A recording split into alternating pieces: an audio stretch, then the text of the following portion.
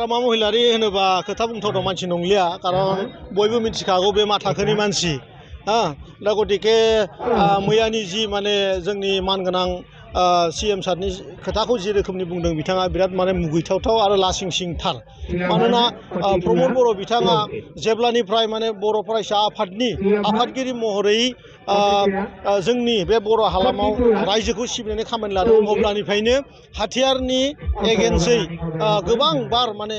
होख्रावबोगासिनो दङ भारत बंसनि गासैबो प्रधान मन्त्रि बिथांमोना बयबो मिथिगौ बिथाङा शान्ति लुबैग्रा सासे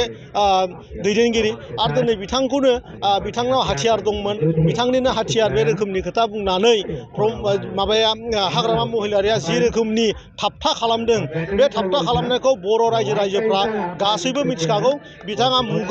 मुगैथावथाव खामानिखौ अराय मावबोगासिनो दङ जुमुदै गारथावथाव खामानिखौ अराय मावबोगासिनो दङ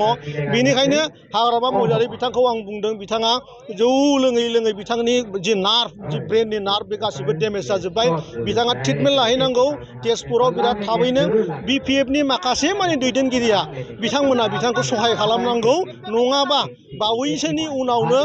जि साफा सानै BPFनि दैदेनगिरिफोर दङ बिथांमोनाबो गासैबो गारजोबनानै जोंनि UPPLआव हाबनो थांगासिनो दं बे खोथायासो सैथो जागासिनो दं आरो हितेश बसुमतारी आरो हाग्रामा महिलारिनि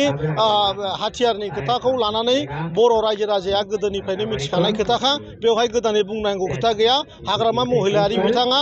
अराय सम हाथियार दैबोनाय मानसि आरो हाथियारखौ रानथिंनानै जोंनि बे BTR हालामाव अराय माने आन्दलन माने गन्दगल खालामबोगासिनो दङ हाजार हाजार मानसि बिथांनि खुंथाय गोहोआव थानाय समाव बिथाङा मानसि माने धंस खालामबोजोबदों बिथांनि सरकारनि समावनो बेनिखायनो आं बुंनो सानो जे हाग्रामा महिलारि बिथाङा राजनितिखौ गारनांगौ आरो जिहेतु आं बार बार बुंगासिनो दंखायो जे तपस्या खालामनो हिमालयआव दंहैयो बिथाङा गतिके आरो फिन खेबसेबाव जिहेतु मैया जोङो बिथांखौ फैनाय नुदों आरो आं बिथांखौ खावलायबावो आरो खनसेबाव 1 बोसोरसोनि थाखाय आरोबाव खनसे हिमालयआव थानानै फैबावनांगोन अब्लासो बिथाङा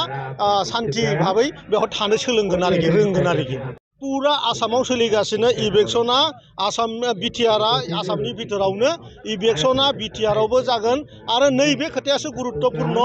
BPFनि गोदोनि मन्थ्रि आरो EM बिथांमोननि गासैबो जि माने सरकारि हाखौ एनक्रस खालामना लादों बेसो बे सप्तानि गेजेरावनो इलेक्शन जानो थांगासिनो दङ आरो बेखौनो बिथांमोना मोनथिखानानै खिथुआ गरम मोननानै दिनै